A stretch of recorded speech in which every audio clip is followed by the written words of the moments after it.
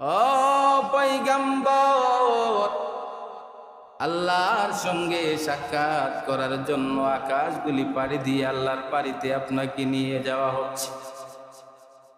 আল্লাহ পাকের সৌন্দর্য এত বেশি সৌন্দর্য গো, আমি মুসা দুনিয়াতে থাকা অবস্থায় আল্লাহর কাছে দরখাস্ত করলাম, মালিক তোমারে দেখতে চাই, তোমারে দেখতে চাই, তোমারে দেখতে চাই। বারবার দরখাস্ত করার পরে আল্লাহ পাক আল্লাহর সৌন্দর্যের একটু নূর আকাশ থেকে তুর পাহাড়ের মধ্যে ছেড়ে দিয়েছিলেন। ও পয়গম্বর, আল্লাহর সৌন্দর্যের নূরের তাজাল্লিতে সাথে সাথে সেকেন্ডের ভিতরে পাহাড়টা জ্বলে সারকার হয়ে গেছে। আপনি যাইতেছেন সরাসরি আল্লাহর সাথে সাক্ষাৎ করার জন্য। আপনার ভাগ্য কত ভালো,